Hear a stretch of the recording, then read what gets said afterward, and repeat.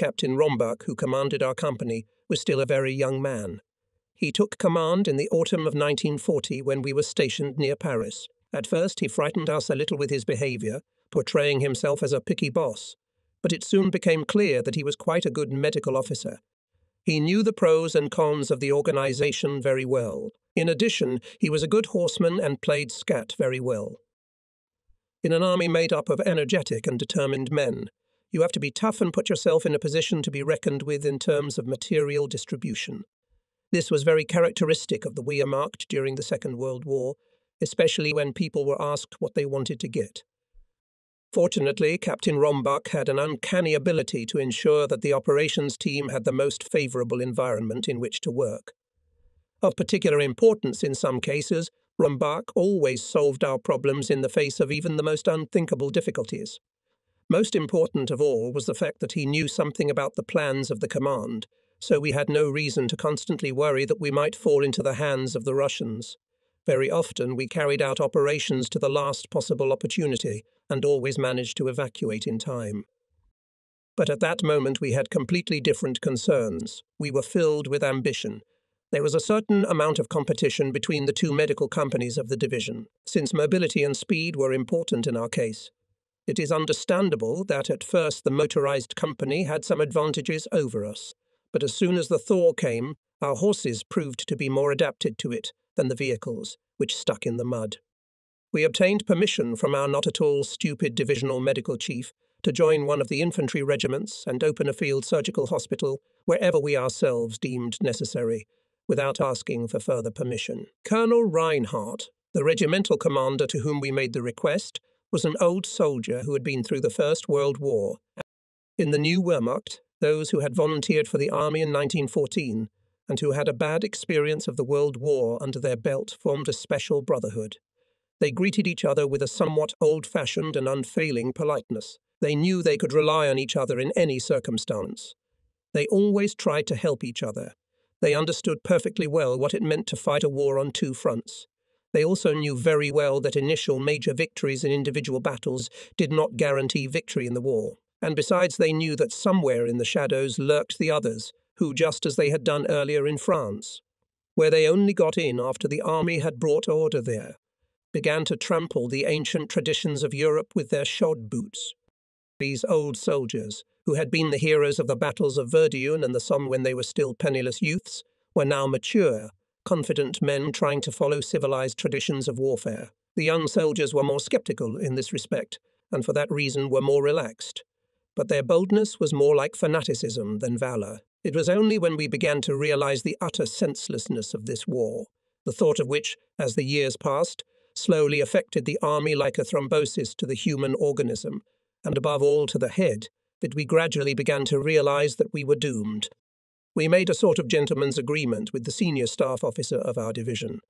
He immediately realized all the advantages of having a medical company close to the positions of the combat units. For this reason, he authorized us to call on him at any time to obtain accurate information, not only on the current situation but also on the designs of the High Command.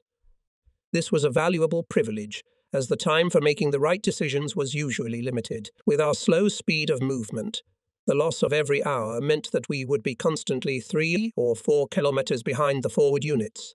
Without direct communication with division headquarters, we would be operating at half our capabilities. Now we had a direct link with the forward combat units. We ourselves were just a military unit.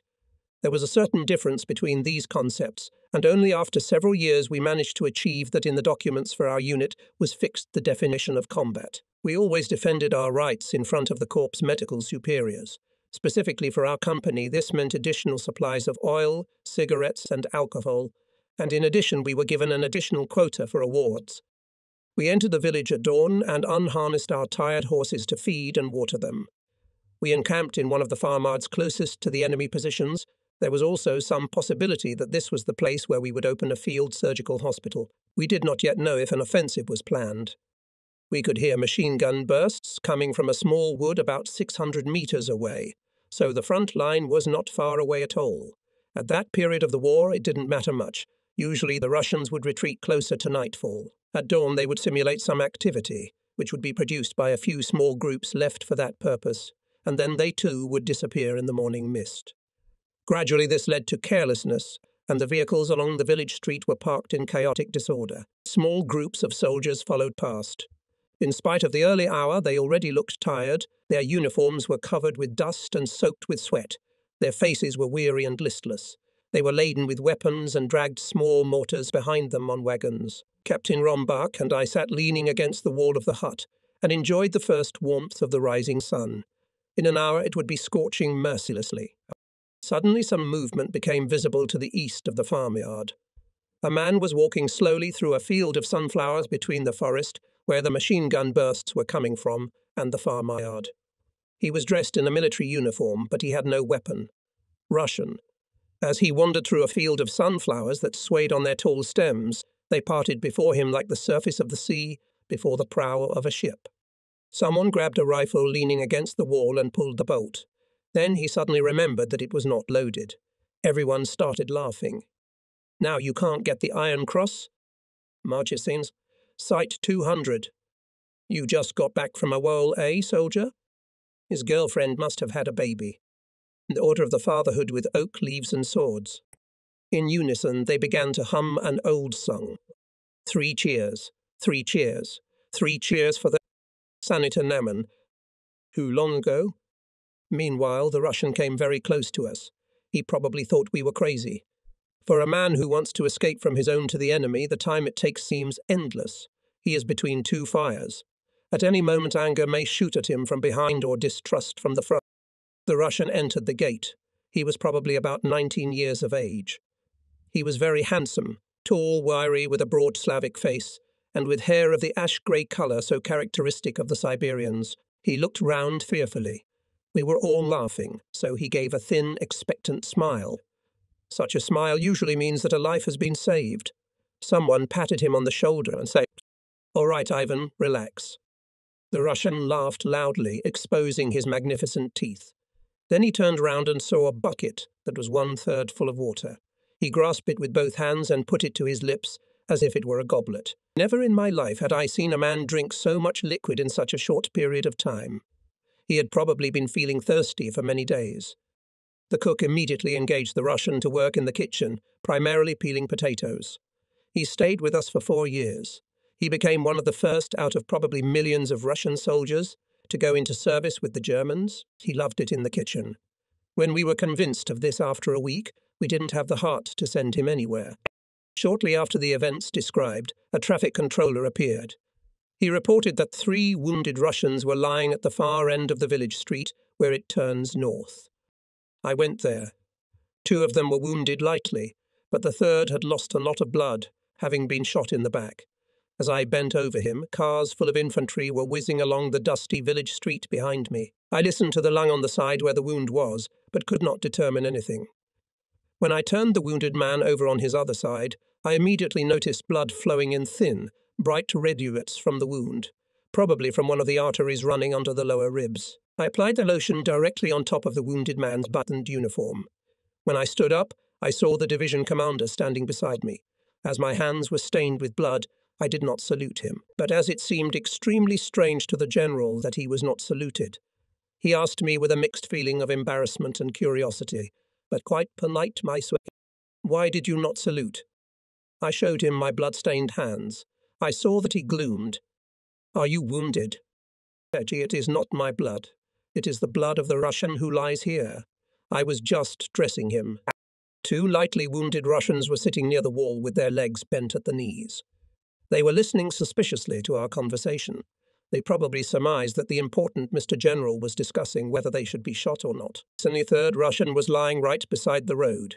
The wheels of passing cars were almost hitting him. He could have been run over at any moment. The general looked at him strangely. He said, "Hey, I will order a sentry to be placed near you. He'll make sure nothing happens to this Russian wounded man. You want him out of here, don't you?" "Yes, Mr. General."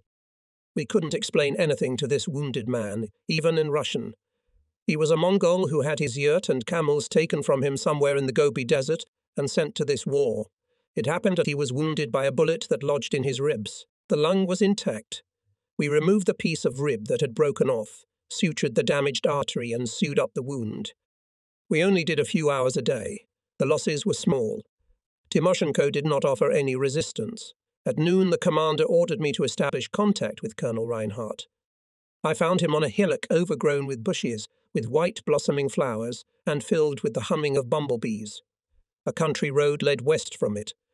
A machine gun was mounted on the top of the cliff, and we were standing right out in the open. Just at this time, a hot meal was delivered to the officers of the headquarters. The officer on duty. Because he spoke with a pronounced Berlin accent, he was usually referred to as the capital sharpener, greeted me with great enthusiasm. "They're running. They're running." We gave Timoshenko a strong kick. He softened like butter in the sun. Now we have the Dnieper in front of us. Then there will be the Don. Then the Volga. The regimental band has included in its repertoire a song about shuttles sailing down the Volga. Naturally, you've heard of the Urals, haven't you, Doctor? It's a nice place, isn't it? Here's life. Here's life. And he started dancing. The colonel asked me to stay with them for breakfast, after which we smoked a cigarette and drank coffee.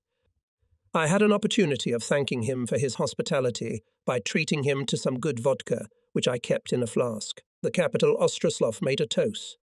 Long live the medical service. Then he had to go to the location of one of the battalions.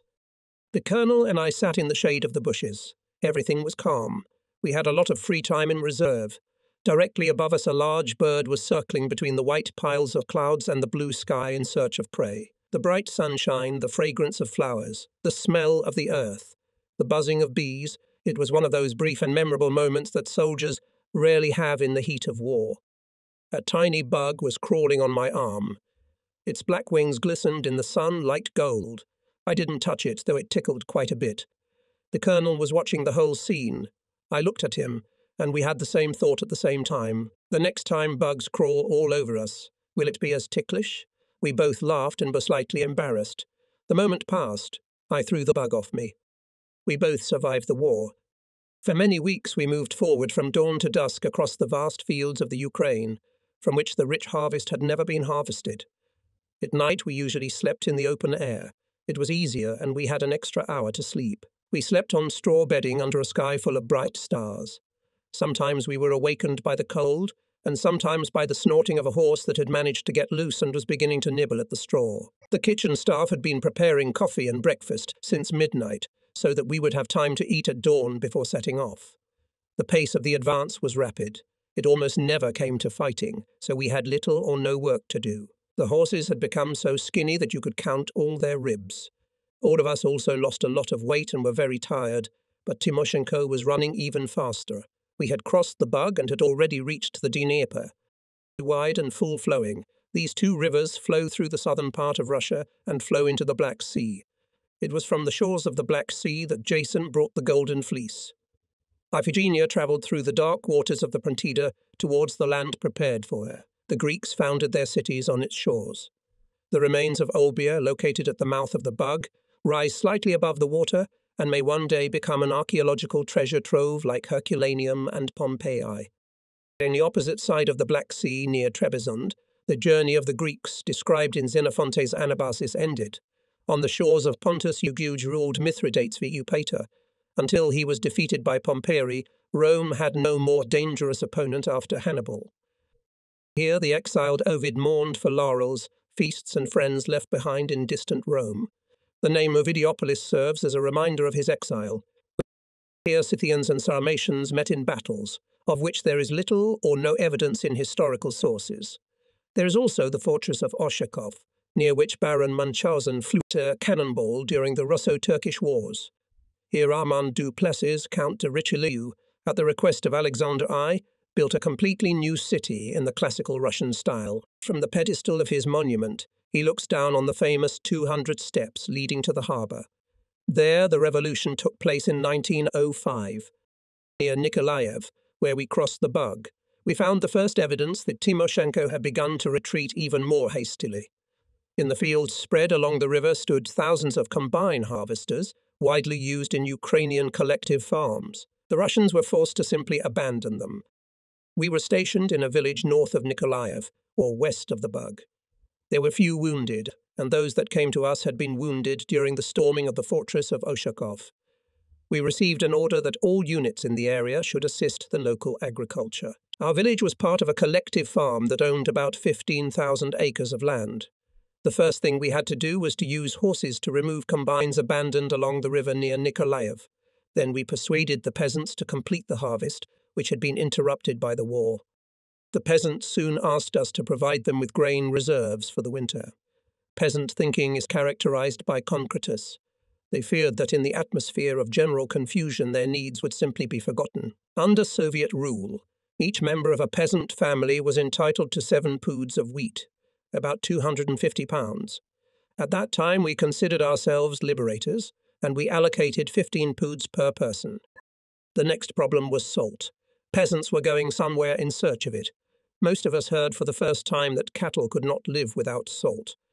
But where could we find it? Where did Sambo disappear to? Sambo was equipped with a huge collection of all sorts of passes and passwords. If the security service arrested him outside his unit's location, and Sambo claimed he was looking for salt for the peasants, we would probably never see him again. But a few weeks later we would get a notice that he had been arrested for a wool. 2 days later he returned. He found a salt works on the coast, and there this precious commodity lay in whole heaps. This news made a strong impression on the peasants, and they began to feel a sense of confidence in us. Regularly, at intervals of a few days, we held meetings on the stone steps of the church, during which the peasants could present their requests or complaints.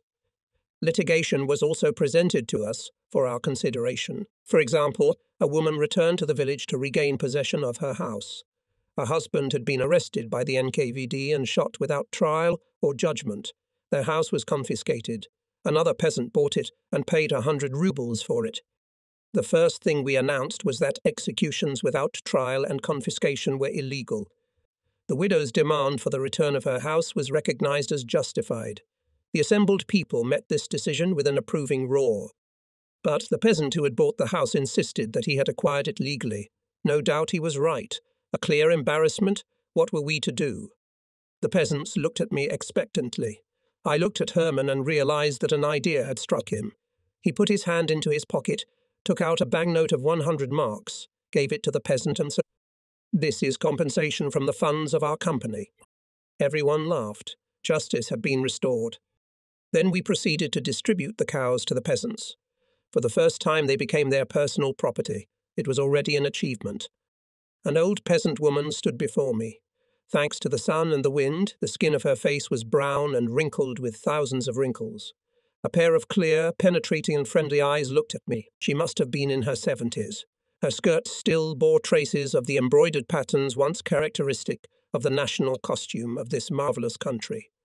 I heard that she knew as many folk tales as I could count the wrinkles on her face. Never, even in royal times, did she have more wealth than one goat.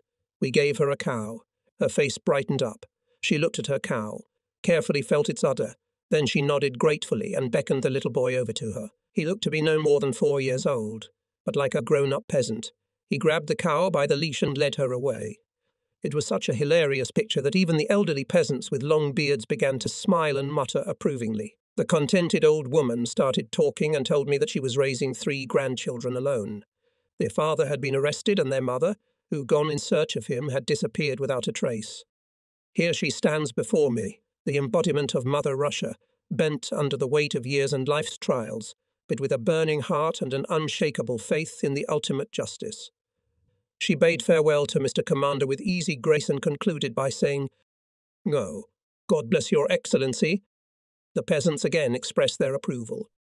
The next day we buried a junior lieutenant who was only 17 years old. He was wounded in the chest. I remembered him very well. He was one of those patients who soon realized that there was nothing we could do to help him. When we lifted the sheet under which the body lay to take his papers and valuables, we saw before us a beautiful face with finely chiseled features, as beautiful as the faces of the young men on the Greek stelae. The whole village took part in the funeral. The women mourned for the young man as if he were their own son. Colonel Reinhardt also came. He felt very sorry for the lad. While the captain was speaking, we stood in formation in our steel helmets under the blazing sun, surrounded by grieving women, tears streaming down their cheeks. When the farewell salute sounded, there was panic among the peasants. They were unfamiliar with such a custom, but we calmed them down. On the grave they placed bunches of flowers picked from their own gardens and then solemnly promised us that they would always look after the grave. After the funeral ceremony was over, I told the colonel about our policy towards the local population. He smiled skeptically. He knew a lot of things I didn't already know. On the eve of the capture of the fortress of Oshakov, we were visited by a charming cavalry captain who had served in the Guards Field Artillery Regiment under the Kaiser. As a young lieutenant, he had caught the best days of the Second German Empire. He was in our division for 3 weeks and was often our guest, but we never asked him what position in the division he held. "We must go, my dear doctor, we must go. My sincerest thanks for your hospitality. Are you going to leave? But tomorrow we must storm the fortress. Will you also take part in that?" "Alas, it is impossible, but I will be there." "Impossible. My holiday is coming to an end." "Your holiday?" "Yeah, I command one of those damned useless batteries on the Dutch coast. I've been granted leave. I'm a bachelor. What was I supposed to do? All my friends are in the army. That's why I came here to see the war in Russia with my own eyes. And just today my leave ends." Naturally, we did our best to give this descendant of Don Quixote a proper farewell feast. Soon afterwards we were transferred to Nikolaev. During the 2 autumn weeks that we spent in Nikolaev, we did nothing, but simply ate and slept. But suddenly events occurred that snapped us out of our state of mental and physical relaxation, and with such fury that it deprived us of peace of mind forever. In 1934, an intelligent and decent soldier who had been through the First World War, on entering the new Wehrmacht in his former rank, joining the army is the easiest way to emigrate. This was a great misconception. In Nikolaev, all Soviet citizens of Jewish nationality were subjected to registration, driven behind barbed wire, shot, and then buried in an anti-tank ditch by a team of others. We had heard vague rumours about this, which we did not want to believe at first, but eventually we had to believe. An officer from the army headquarters photographed the whole scene, and as a result was dismissed from the staff. We waited for further developments. At that time, we did not want to believe that the army commander did not have enough power to prohibit such atrocities in his area of responsibility. A few days later, the reconnaissance aircraft of the Colonel General, when landing, hit a mine too. Storch was blown to pieces. During the funeral of the new commander, fell into an open grave. In the minds of the troops, these 2 events merged into an ominous omen. No further action was taken regarding the investigation of the shooting of the inhabitants of Nikolaev. No doubt there was a widespread feeling of protest in the troops against the killing of innocent people. Any soldier felt it was unfair that others were allowed to exploit for their own ends the successes the army had achieved through hard and brutal fighting. But there were no open expressions of outrage. The virus of anti-Semitism was already deeply rooted in the souls of the people. The disapproving reaction of the combat units to such crimes did not prevent further killings, but simply forced their direct perpetrators to act more covertly. There were no furious protests. The heat was smouldering too deep in the wood. After 7 years of domination by others, moral decay had touched even the souls of those people who had initially resisted it all. Each person on his own was powerless, not only because he was in danger if he spoke out against such atrocities. Many had already experienced them. Repression could touch the family as well. A letter in which a colonel from our division expressed to his wife his attitude to such things fell into the hands of the censor. His wife was arrested. Their emotional rejection was also complicated by the fact that the Russians themselves were committing similar atrocities. Our forward units were finding whole mountains of corpses in German villages along the banks of the Bug. The Soviet authorities wanted to evacuate their inhabitants, Soviet citizens of German nationality, but the rapid advance of our troops left them no time for this, and these unfortunate people were simply shot. During the battle for Nikolaev, many Jews who guessed what awaited them if the city was captured took part in the street battles as volunteers. An attempt was made to justify the execution of Jews in Nikolaev by claiming that it was a legitimate repression. The opponents cost each other in many ways and tried not to concede to each other. Each of them tried to justify their own atrocities by claiming that the opponent was committing the same atrocities. Each claimed to have the right to revenge. In fact, none of them had such a right. A German soldier stood between them. The great delusion which had been dispelled was later replaced by an even more absurd delusion. Once the army was victorious, it would be in a position to stop these atrocities. This latter delusion was not brought in from outside, as it may now appear. After the campaign in France was over, the others immediately left the scene. But they lurked in the shadows. A criminal will never be the equal of a decent man who tries to play by the rules. The second blow fell upon us almost immediately. The commander of an anti-tank battalion that was part of the division shot himself. He was a friend of mine. He had been decorated several times during World War I, and during World War II I had distinguished himself in campaigns in France, Greece, and Russia. In the 10 years I spent in the war, I met very few people who were virtually devoid of a sense of fear. He was one of them. He loved danger. He was fearless. He could plan operations perfectly and was tirelessly concerned for the welfare of his men. It once happened that he asked his friends in Bucharest for a loan of Romanian money and returned it in German money. This was considered a currency transaction. From a formal point of view, the soldier was on foreign territory. However, such an exchange looked simply ridiculous.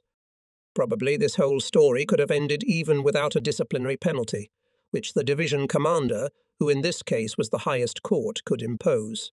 But there was another circumstance. For several months, a lieutenant who served in the headquarters of the unit commanded by my friend had been recording the major's remarks about the Nazi regime. The lieutenant sent his notes to one of the highest party leaders in Germany, and they came back to the division through official channels.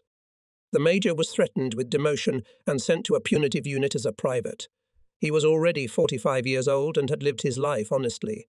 So he decided to shoot himself. According to the rules during the funeral, such persons were forbidden to give military honours. Moreover, even the chaplain was not allowed to make speeches at the grave. The general, however, gave generous permission to hold an honourable funeral. One man who had served as chief of the medical section in the unit, the major commanded, and who owed him much, refused to attend the funeral. He belonged, as we suddenly learnt, to the others. The system of whistleblowing had entangled the army. The man who somewhat later perfected this system was wounded during an assassination attempt on 20 July and died of his wounds. The grave was located in a secluded spot on top of one of the hills near the mouth of the Bug. Soldiers from an anti-tank unit placed a stone stele on the grave, which they had found far from the site, and decorated it with a tombstone epitaph. Further down the river, the ruins of Olbia, an ancient Greek city, were visible. The winds that blew over the tomb came from the banks of the Volga or from the coast of Asia Minor. They brought with them the rich flavour of the steppe or the distant salty taste of the sea. Under this stone lie not just the mortal remains of an old soldier. Here also lie courage and nobility. Geographers have drawn a conventional line stretching from the northeastern corner of the Caspian Sea along the Ural River to the southern end of the Ural Mountains and called it the border between Europe and Asia. But this boundary runs also in the souls of men. Peter the Great was a European. Vladimir Leonov was an Asian. The wind that brings rain to the Nogai steppe comes from Asia. This wind blows from the sea, the wind that inflates the sails, whips up great waves and hurls them against the deserted shore. This wind blows for many weeks. This wind blows the soul out of the body. Its emptiness defies description. It is difficult for a man who has never seen it to imagine it.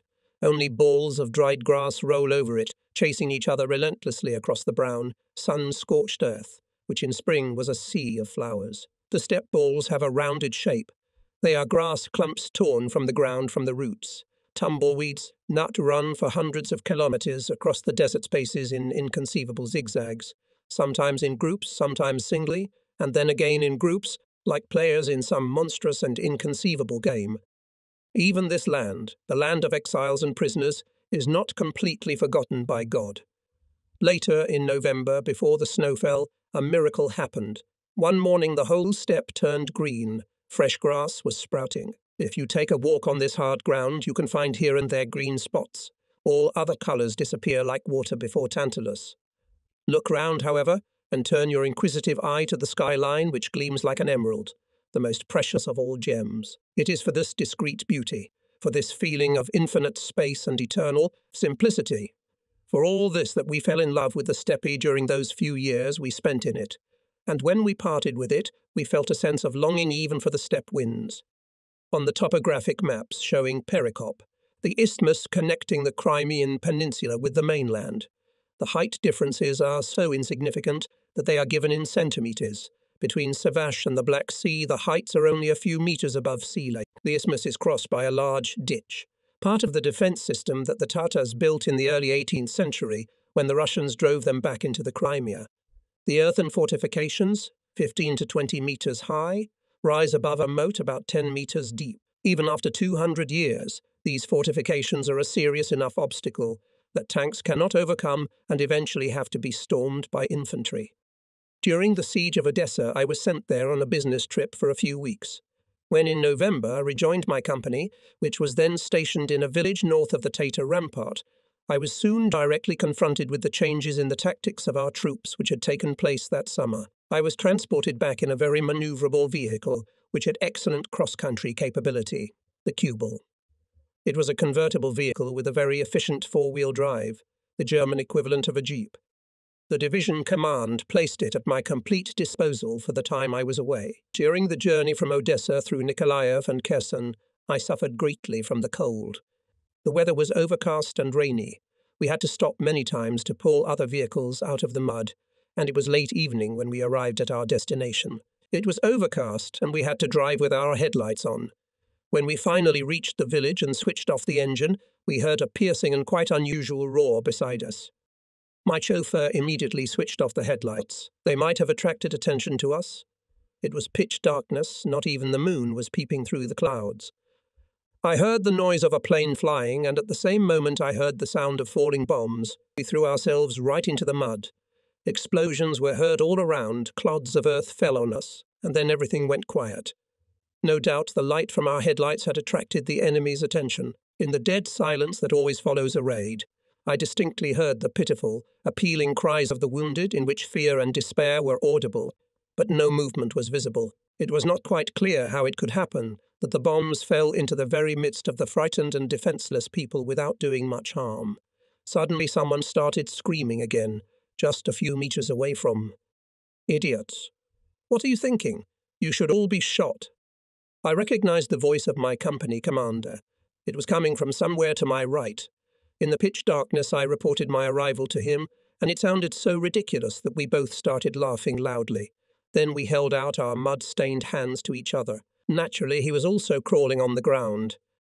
The first thing I was told was that the next morning we would have to redeploy to new positions, which meant that in a few hours I would have to set off again to find a suitable place for a field surgical hospital. Rombach had been expecting me for several days.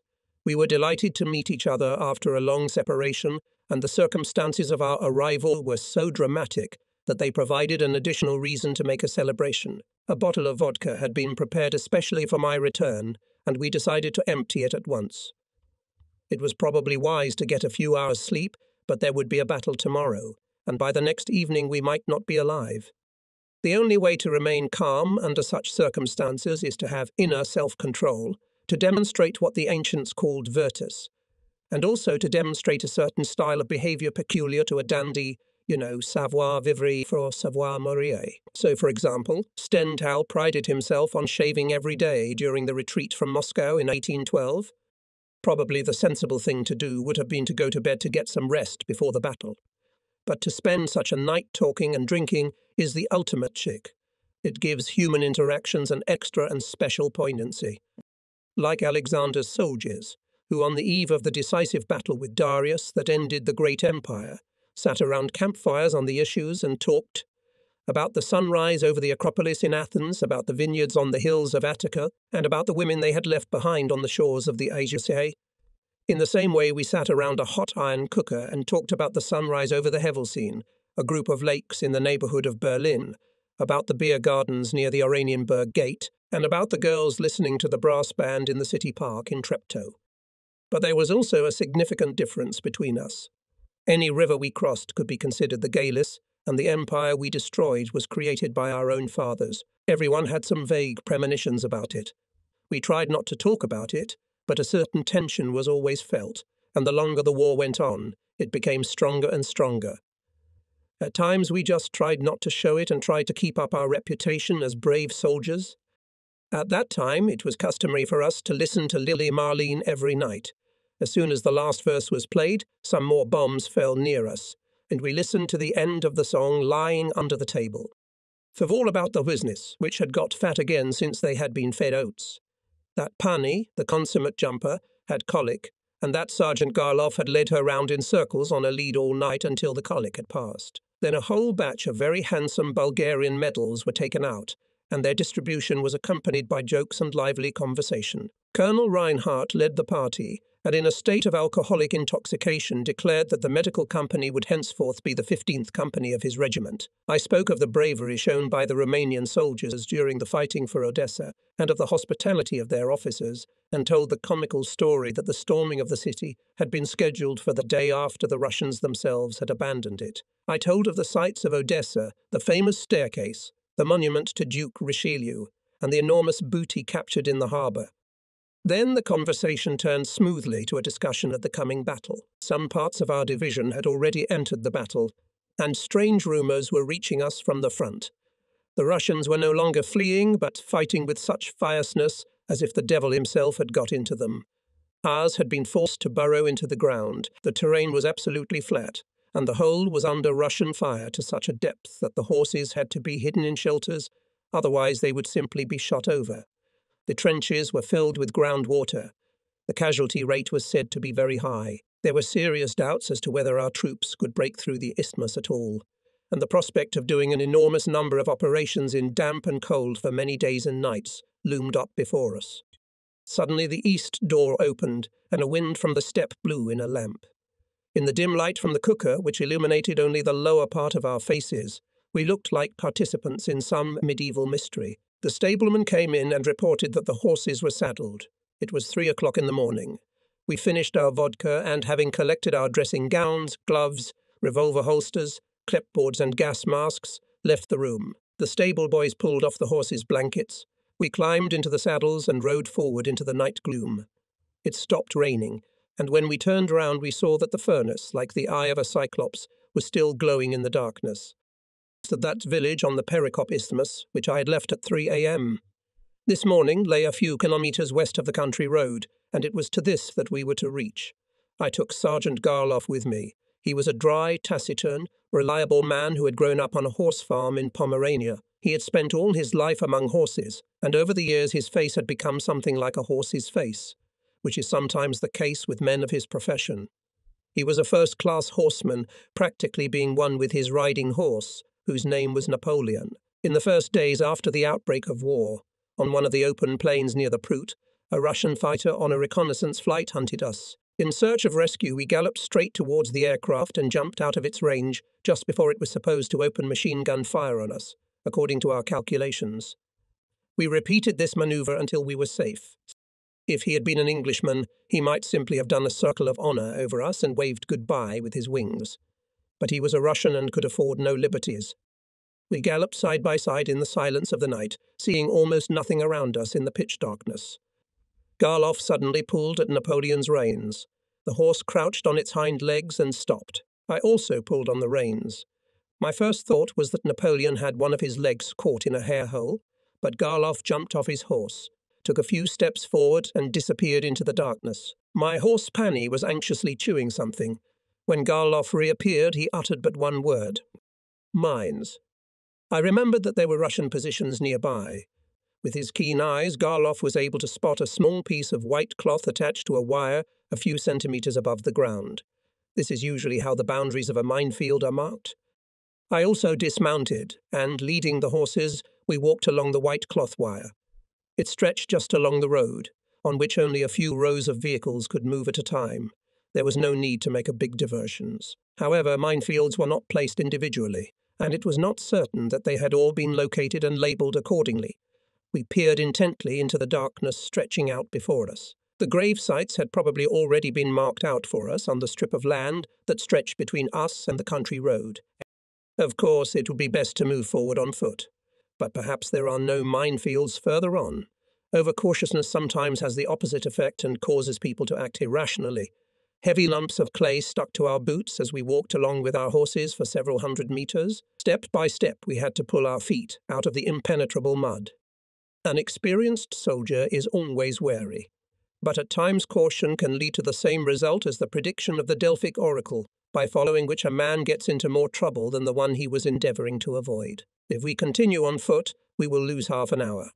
The loss of half an hour under the protective cover of night might result in our being bombed on a congested road. The fatalism of the experienced soldier is based on the knowledge that the future is unpredictable. So, Garloff, what do you make of all this? We just barely got out of one dangerous situation. Why should we push our luck again? At that very time Napoleon, the old warhorse, raised his head and roared happily. Pani answered him. In the east, the first glimmer of dawn was dawning. It was a sign from God. The fear of resting here forever left us. We decided to walk, though it was not easy, as we had to scrape the mud off our boots with our hands. After half an hour we reached the road. When you see one of those roads on which reinforcements move to the front line, the time-honoured phrase "the army makes its way" accurately reflects what is happening. Every soldier, every horse, every vehicle has been counted twice, once at army headquarters and once here in the mud. In the headquarters there is always peace and quiet. Here there is complete chaos. The units are stretched out over many kilometres. No one can stop a new unit, which, on the left or right side, flows into the small gap formed between the moving columns. The so-called road is an ordinary path, on which only light carts of Ukrainian peasants could drive. It was hastily reinforced with gravel and fragments of stones. Stones are very rare in the steppe. For many hours the army reinforcements tire the peasant path. Another inconvenience must be added to this. Ditches have been dug along the roadsides, making it impossible to bypass the jam in the fields. The rear wheel of one of the horse-drawn wagons, which is moving as part of a column stretching for many kilometres, falls into a deep shell crater filled with water. The wheel breaks, the axle of the wagon flies upwards, horses rush forward. One of the reins breaks. The wagon following behind tries to go round to the left, but cannot get out of the deep route. The right rear wheel of the second cart clings to the left rear wheel of the first cart. The horses roar and start thrashing about in all directions. The way forward and back is closed. A lorry, which has delivered ammunition to the front and is coming back empty, tries to get around this pandemonium on the remaining free strip of land along the roadside. There a shout. We must break through. The lorry slowly slides into the ditch and gets stuck there.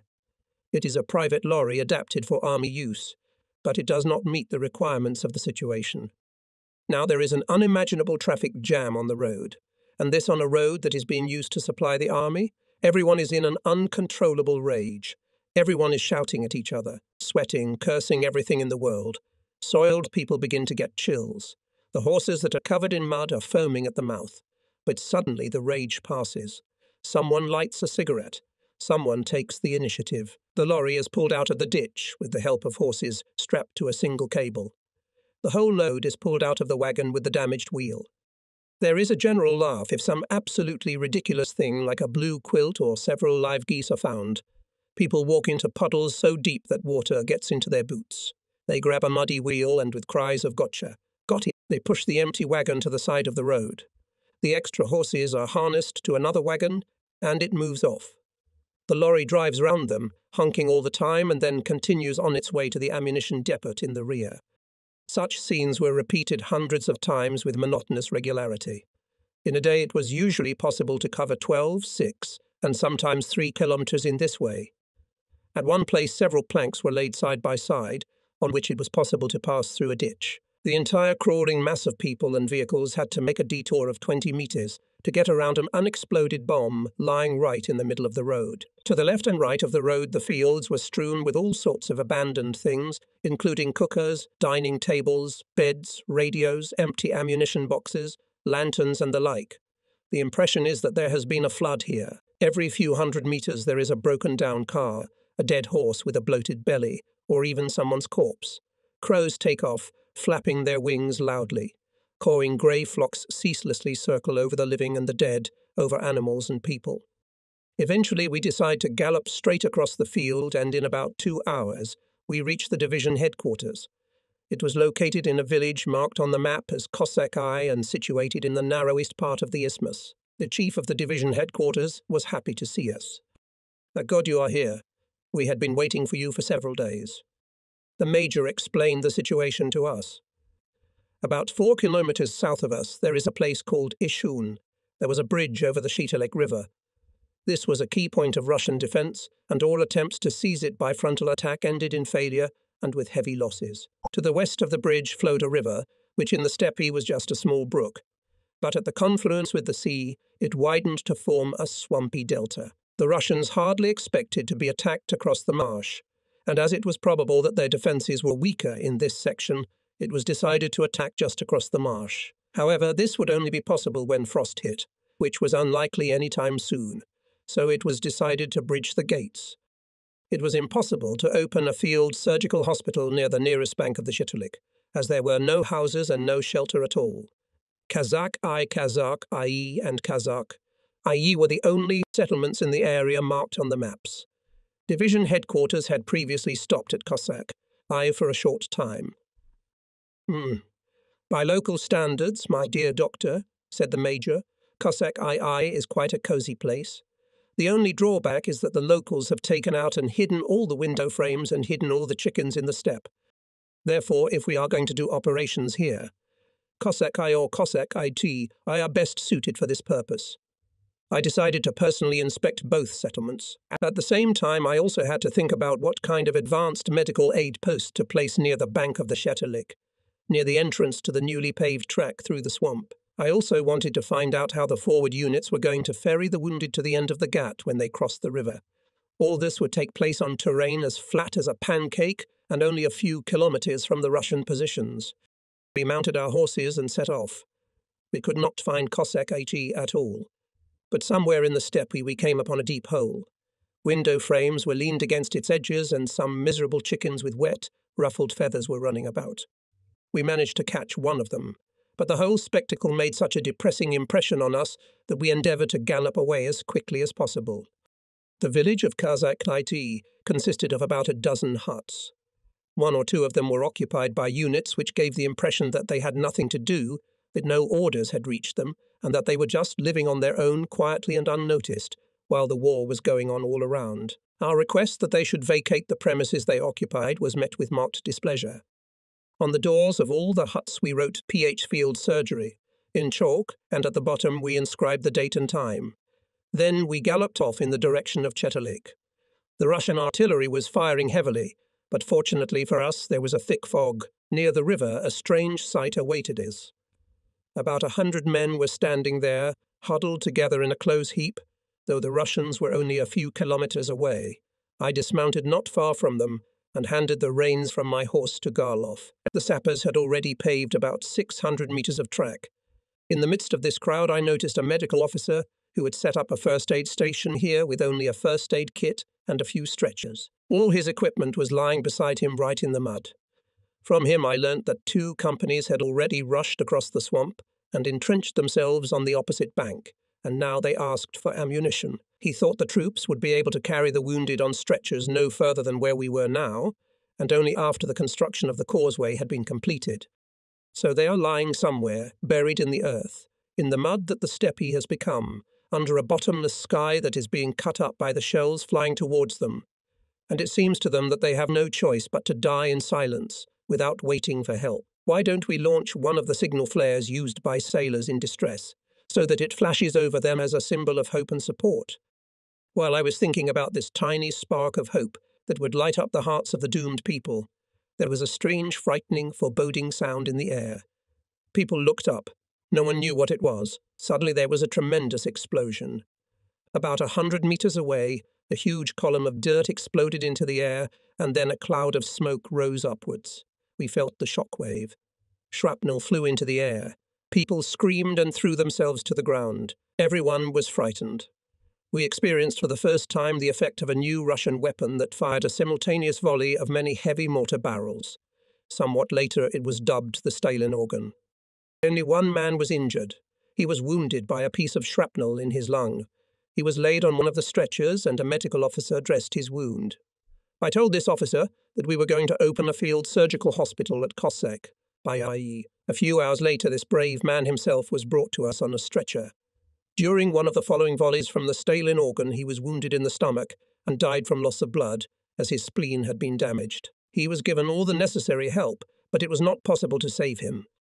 The fact that we had a friendly chat with him for at least some time meant that he could die with the knowledge that there would be at least one witness left who could claim that he had fought and won under the invisible flag to the very end. While the engineer unit was bridging the causeway across the swampy mouth of the Shatalik River, by which the division was attempting to outflank the Russian defensive positions at the bridge near Ishuni, Garloff and I rode back to Cossack HE. Where could our medical company be now? Still moving forward, or stuck in a traffic jam on the road somewhere? In any case, as soon as I announced that a field surgical hospital would be opened in Cossack, there was an immediate rush of wounded. News like that travels fast. The wounded will simply be unloaded in front of our post, and all further care of them will fall on our shoulders. I outlined the situation to Garloff and explained to him some of the terrain. 1/3 of successful military service consists of a good knowledge of one's duties. Another third is the presence of common sense, and another third is simply luck. Thus, Frederick the Great once said that he does not take into service officers who do not have luck, and Napoleon believed that luck is just a character trait of a man. Given the circumstances and the peculiarities of the local soil, Garloff's horse-drawn ambulance would be able to operate much more efficiently than ambulances, of which there were only a few three-axle vehicles capable of travelling off-road. Our old mate Captain Stubb was at this time in the neighbourhood of Kherson, where his unit was engaged in building a bridge across the Dnieper, so we could not count on his help. Besides, his huge tractors were such a conspicuous target that the Russians could not resist the temptation to fire on them. The army of 1941 was far less well prepared to deal with the swell than the Grand Army of 1812. Garloff and I drove up a small hill so that I could show him some landmarks by which he could find his way back. There was a shout from somewhere below. "Hey, you, can't you see where you're going?" Right in front of us, dug into the ground and covered by a few tufts of steppe grass, was a stereo telescope. I hung down on my horse's neck to see who was talking to me. "No. Who are you? What are you doing here?" The corporal who was sitting next to the trumpet had evidently come to the conclusion that unknown lunatics riding horses across the surrounding steppes could only serve in the general's staff. Therefore, he clearly reported, "Forward artillery observation post. 3rd Battery." It was one of the batteries of the artillery regiment of our division. "Forward observation post." The Russians are just in front of us. That's the front line. So it was the front line. We probably looked like a pretty comical pair. Asked the grinning corporal to show us the way, rode back with a very unpleasant feeling in our hearts. The fog had cleared, but there was still a slight haze. In any case, nothing irreparable had happened. After all, the third component of successful military service is luck. As we approached Cossack II, we immediately recognized the figure of Captain Rombach, our commander, who had come from far away. He was standing all alone on the southern edge of the village. It was us he was waiting for. We tried to change to a light gallop, but Napoleon and Pani did not obey us. "Where is our medical company at the moment?" "Less than 2 kilometers from here. It arrived half an hour ago." Rombach said it in as resentful a tone as he was capable of. Naturally, he wanted to savour his triumph. Standing here was a feat of heroism, with the company just around the corner, and I didn't even bother to send him a note. It would be wrong to suppose that we thought of nothing else but service, or that we thought of ourselves as the saviours of mankind. In our long years of service, both of us had become accustomed to hiding behind such declarations as a facade. We wanted to live, and we saw our daily existence as a kind of game. I had made a flawless reconnaissance, and now we knew exactly what was in front of us. 2-0 in my favour. Rombach made a spectacular gesture by bringing the company in so quickly. We agreed on the score of 3-2 in his favour. Then he led me, like the host of an estate to his welcome guest, into the house. Something was burning within, and it awakened in me my fondest desires. A fire in the furnace, he took my hand with a feigned tenderness. A tenderness which was nullified by a few caustic remarks. That's the way thorns and thorns hide under a cactus flower. He and I were so far from our nearest and dearest homes. We had spent so much time travelling. We knew so little of what was to come. We had already lost so many acquaintances. Many of them had been wounded. Many had disappeared into the mysterious world of camps and prisons. We gradually began to forget what it was like. The old life? Soldier's life has its own peculiarities, and this leads to the creation of its own customs and codes of law, as well as to such cactus tenderness. Warming is a long process that takes place in several stages. At first it feels like the fire is just burning. Then the hands and face are warmed. Very gradually the heat penetrates deep into the body, and finally the extremities are warmed. The heat penetrates there along with the blood. We had a blissful hour of rest ahead of us. Once we start operating, we will have to work almost without rest, maybe for 3 days, maybe for 3 weeks. But until our company got here and the field surgical hospital had not yet opened, we didn't have much to do. Fortunately, the divisional Protestant chaplain reached us. We received him with all possible hospitality in our untidy house, and he was extremely grateful to us for it. It was highly probable that he would be provided with employment. In the army, the Protestant chaplain was called Esek, and the Catholic priest Kosek, abbreviations for Protestant anti-sin canon and Catholic anti-sin canon. It was a friendly joke, and without further ado, Kosek II was renamed SAKU in. Rombach solved the transport problem by getting rid of half of the wagons, and distributed the freed horses among the remaining ones so that it was now possible to harness 4 or even 6 horses per wagon. Of course, with 6 horses, these light wagons travelled quite fast, though their wheels broke quite often. He accommodated us exactly as I had asked him to. This friendly consensus gave us a special pleasure. The Holy Father told us incredible stories about the Crimea. In the Yala Mountains, in a place with the memorable and beautiful name of Bek Kizere, there is still a palace, built mostly of wood, where the Tatar Khans lived. Only 2 such palaces have survived in the whole world. The other is located on the southern slopes of the Caucasus Mountains and rises above Tiflis. In Crimea there is also a Karaite citadel in Chufut Kale, built by the Khazars, who converted to Judaism as early as the 8th century and who possessed important Jewish books. The Khazars, I heard something about them during my last year of school, and now we will have the opportunity to see all these sites in person. On the south coast of Crimea, the Russian Riviera, palace after palace, villa after villa, rise among the palm trees. There were rumours that a real road had been built between Simferopol and Sevastopol. That's when I first heard about Sevastopol. For many months it hung over us like a sword of Damocles. But at that moment the decision whether it belonged to us or to the Russians, who had decided to spend the winter in the Crimea, still depended on the outcome of the battle for the swampy mouth of the Chetelik River. 20 wounded had already been taken to the field surgical hospital, and Sergeant Herman came out to report that we were ready to begin operating. One of our first patients turned out to be Capital Ostroslov. He had been shot in both buttocks, but was able to make it to us by his own power. We've often seen cases like this. The excitement of combat dulls the pain for a while. Sometimes it does not begin to be felt until hours later. As the patient entered the operating theatre with his light-hearted comments, the thought flashed through my mind that such a wound was quite fitting for this clown. But the capital sharpener, though he never stopped making his jokes, was no longer a clown. He commanded one of the 2 companies that first crossed the swamp. But, Doctor, it was the only way out. We were sitting targets. The Russians were sitting in a trench. After every volley we had wounded, so we regrouped and moved on them. We could have been decorated or we could have been court-martialed. We had no idea what awaited us. If we had boots, we could go in sideways, such a little entertaining excursion. His wound was one of those problems whose solution is not described in textbooks. The bullet must have lodged parts of his clothing in the body, theoretically. This could lead to gas gangrene, and the deeper the wound, the more likely it is to occur, so the bullet entry wound must be properly cleaned.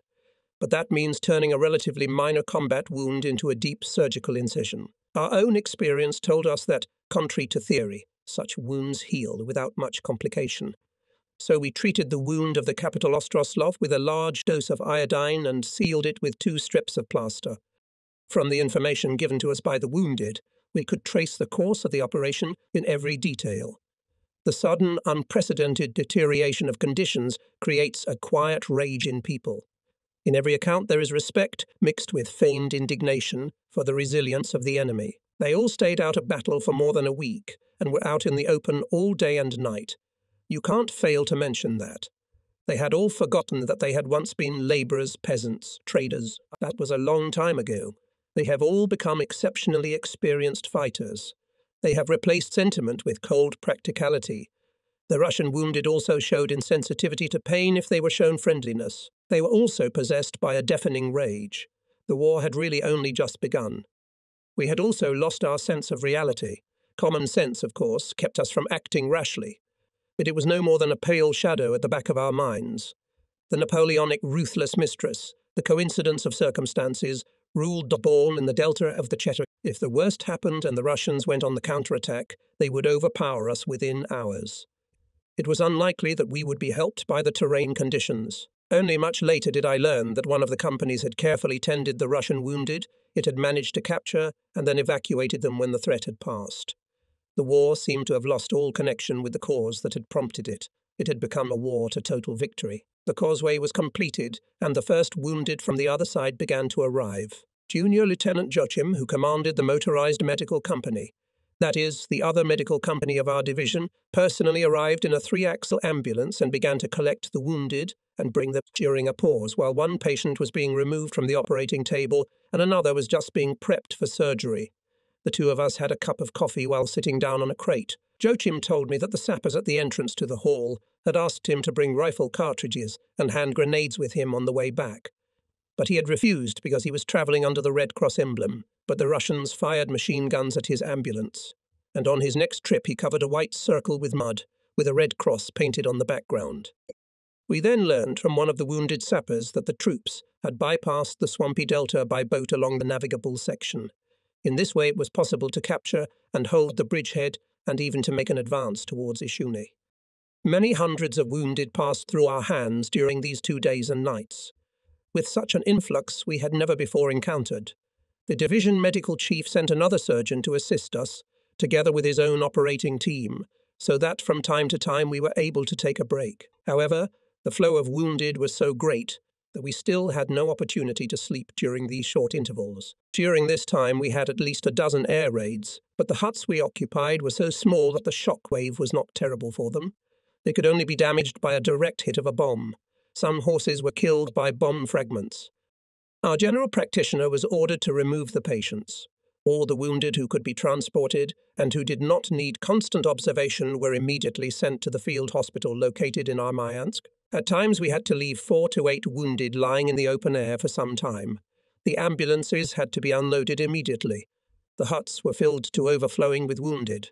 Garloff raced the horses to the utmost of their ability. Eventually he made an arrangement with Lieutenant Joachim and travelled to the other side of the causeway in his wagon, as there was less chance of a bomb or shell hitting it, to carry the wounded from the regimental forward first aid post and bring them to the very beginning of the causeway. For a while we were getting patients wounded only by rifle fire or grenade fragments. The Russians began to withdraw their artillery to the rear. Then we received our first wounded man, who had come straight from Ishuni. Sergeant Meyer carried him in his arms. The bridge was captured by a neighbouring division. Soon after that it was all over. The rumble of the guns subsided. The air raids stopped.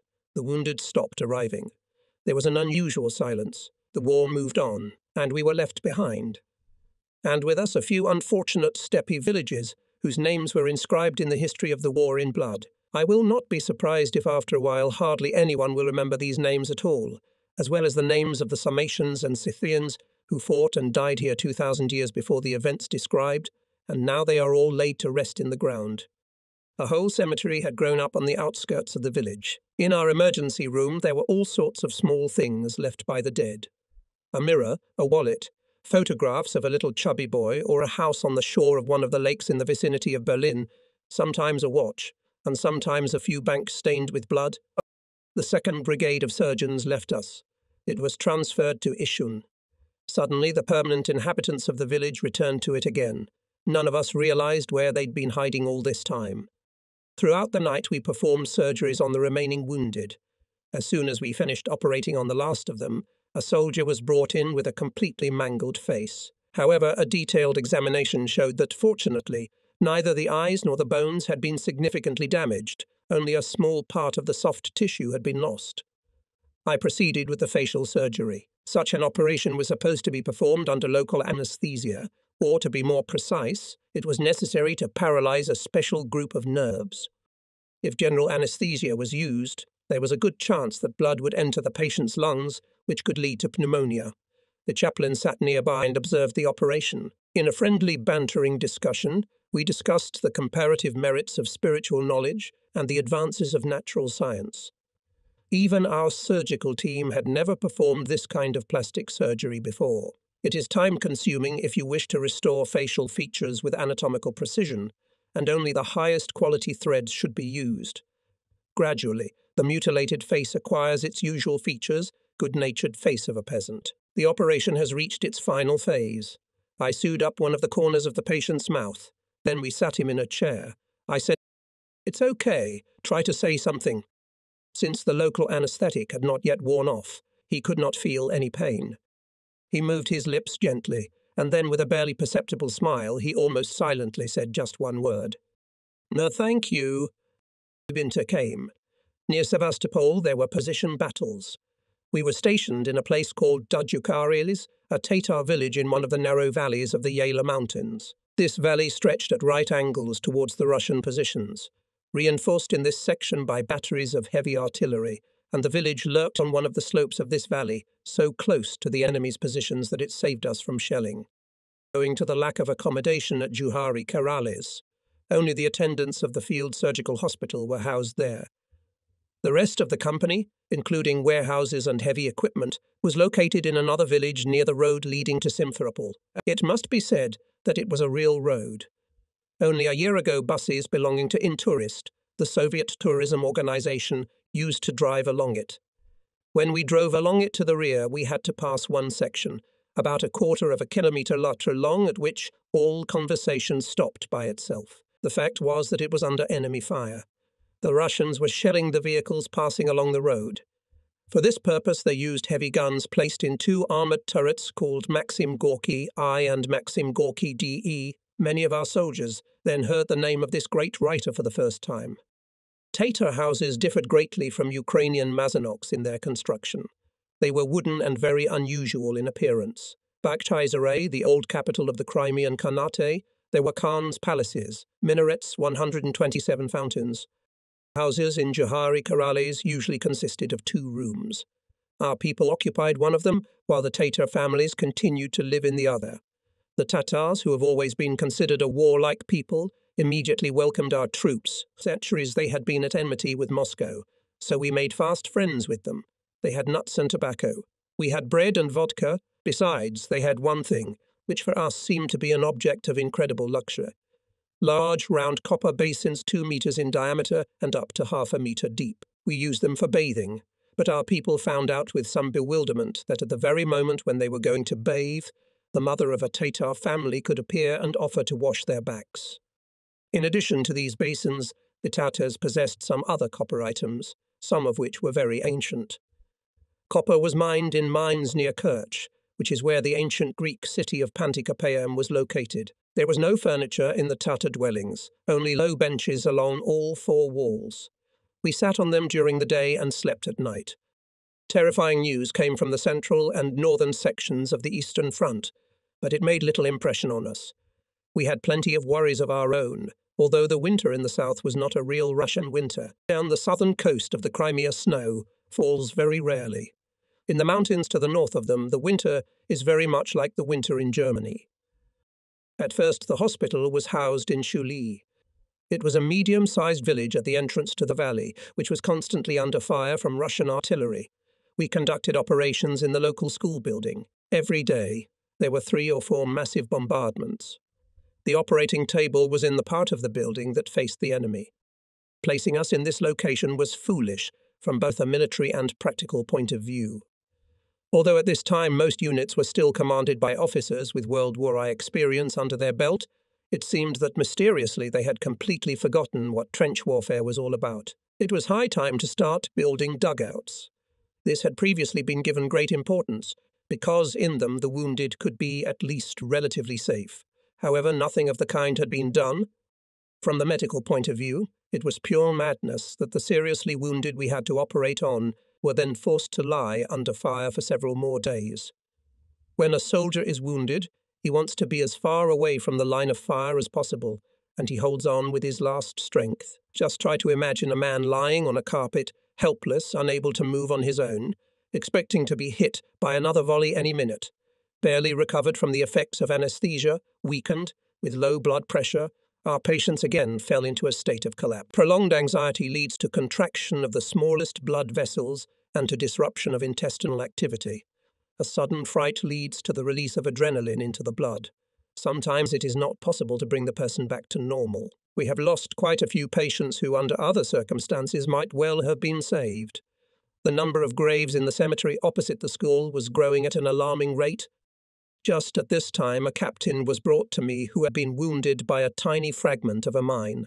It had hit him just under the base of his ribs on the left side, and it was difficult to determine whether it had penetrated the abdomen or the chest. Apart from a small mass in the upper left side of the abdomen, I could feel nothing else, but it could have been caused by damage to the diaphragm.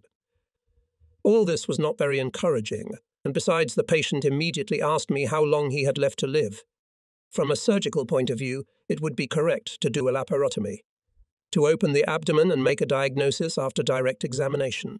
If it turns out that the intestines or one of the large blood vessels is damaged, you have to operate. If it turns out that there is nothing serious, you can just sew up the incision. Of course, this is quite a complicated operation, but it does not pose any serious threat to the patient's life. However, if the surgeon does not perform such an operation and the patient ends up with internal organ damage, he or she will inevitably die. I knew from past experience that in controversial cases it was better not to take hasty steps and wait for further developments. Although, to be sure, I always consulted my colleague, a very experienced doctor, who examined the wounded extremely carefully so that I could then operate on them without any fear of their condition deteriorating. In this case, however, it was extremely dangerous to open the abdomen simply for the purpose of diagnosis.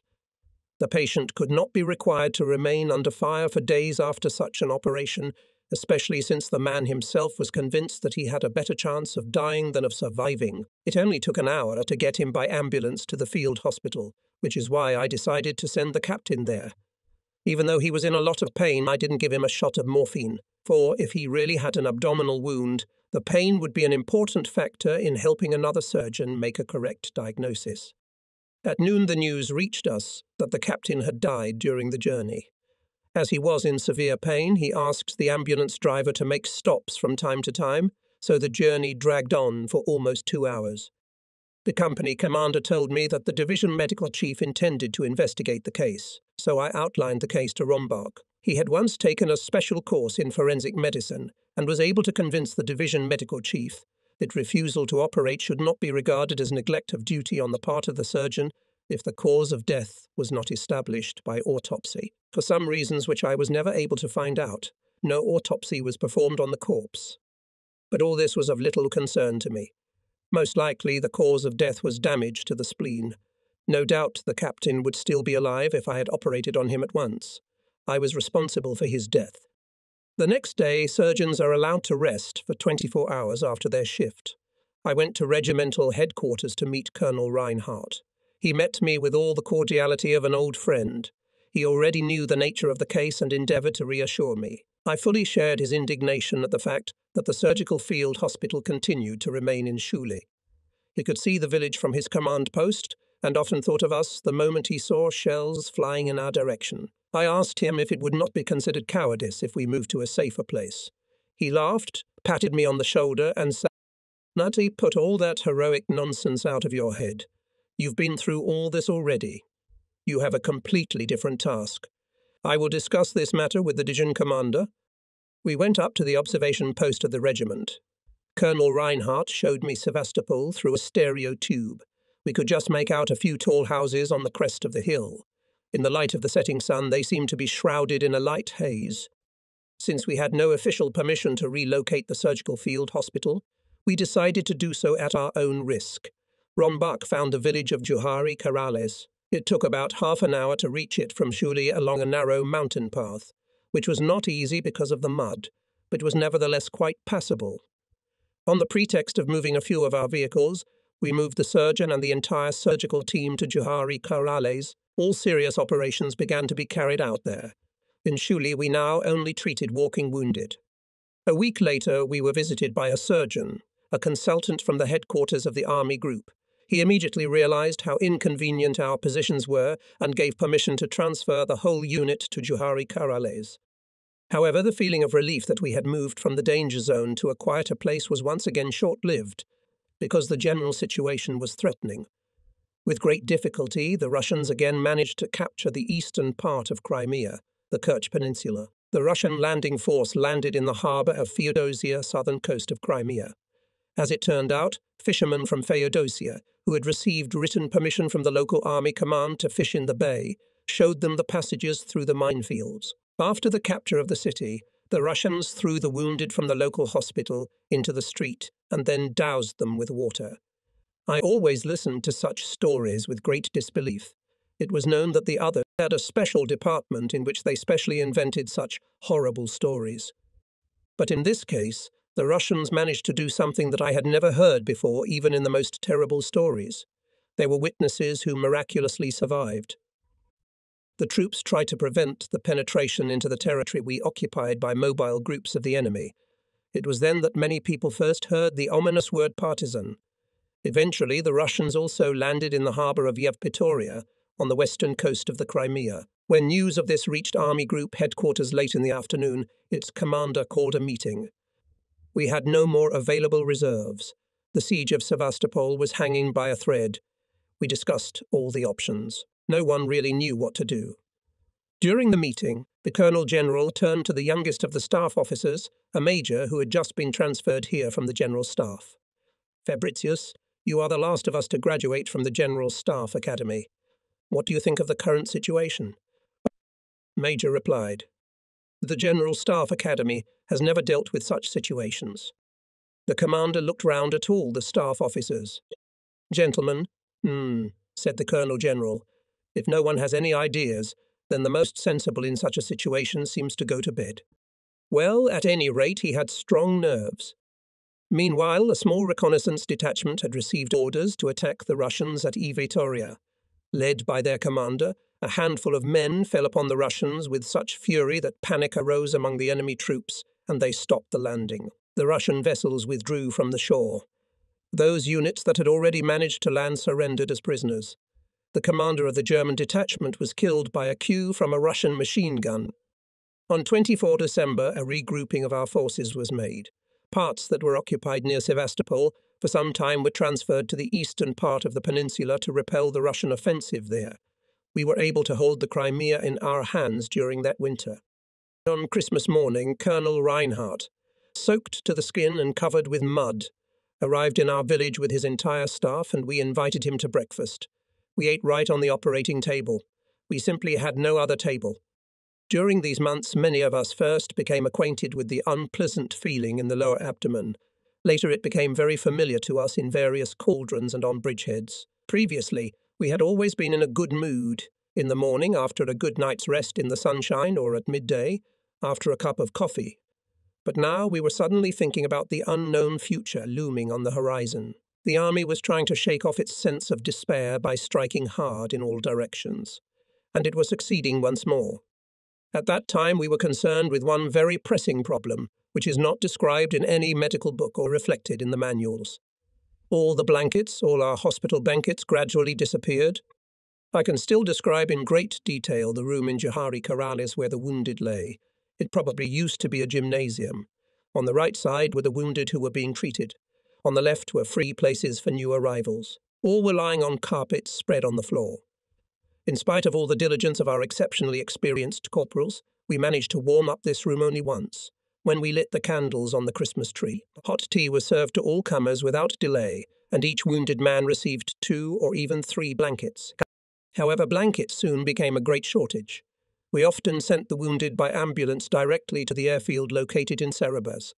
It was dangerous to evacuate them by railway via Kherson, as several trains had previously been attacked. Eventually, the Air Force Command agreed to provide us with transport aircraft for evacuating the wounded, which returned empty to Bolshaya Zemlya. It must be said that during the war, it was the Air Force that showed the greatest willingness to help the wounded. Most aeroplanes flew as far as Bucharest, where there were excellent hospitals. It probably seemed almost miraculous to the wounded when, after only a few hours, instead of a cold gymnasium, he suddenly found himself in a warm bed under the care of caring nurses. This method of evacuation was not officially authorized. Transport aircraft were not specially adapted for sanitary needs. We had to provide extra blankets for the wounded, and because this method of transport was unofficial, we did not get them back. Eventually, we were left without blankets at all. We sent our superiors one alarming message after another, but constantly received the standard reply: units must make do with the amount of material resources they have been assigned. One day, two corporals, Schurz and Votruba, came to us with the suggestion that they would fly to Bucharest to replenish our supply of blankets. Schurz was an experienced, much-seen man, having served for many years as a chef on transatlantic liners. Votruba was a Hoover salesman. This brilliant idea allowed them, at least for a while, to take their minds off the monotonous routine of positional warfare. It was clear from the start that it was their own idea and they were just the right people for the job. We were able to make a whole collection of passes of all kinds ourselves, and in addition we gave them several hundred packets of cigarettes to take with them. With these, it was easiest to get people to favour us and get them to help. Then among the wounded we selected an elderly senior sergeant and initiated him into the matter. He agreed to play the part of a man supposedly suffering from a life-threatening wound who was to be accompanied by two orderlies. In fact, he had only a slight wound in his thigh. The whole trio flew to Bucharest. A week later, our two travellers arrived back at Johari Karalis. They drank a large number of cocktails in the bars of Bucharest. In between, they found their girlfriends, whom they had met back in 1940 when the division was training in Romania, but they delivered two aeroplanes stuffed to the top with blankets. The first thing they did was go to the chief of the Air Force Hospital. He was sympathetic to their request and provided the necessary number of blankets. They then bribed the lorry driver with cigarettes. He delivered the blankets to the aerodrome. They then went to the aerodrome manager and asked him to provide them with an aeroplane. It is not surprising that he simply turned them away, but they were persistent and approached him a second time. This time he asked them to show their documents. They could be arrested at any moment for unauthorized departure. The aerodrome manager did not have much confidence in the documents we produced. But, said Votruba, we told him a beautiful story, and then we tried to make him feel sorry for us, the wounded lying in the snow, and so on. I even managed to squeeze out 1 or 2 tears. In the end, the airfield manager laughed and gave them 2 aeroplanes. This story became well known. We were often paid courtesy visits by the commanders of neighbouring medical units. Naturally, we portrayed complete incomprehension. But since the hospital did not need so many blankets, the surplus was given to the neighbours. In the end, Rumbach and I concocted a beautiful story according to which any 2 knaves could go to Bucharest for cocktails under a plausible pretext.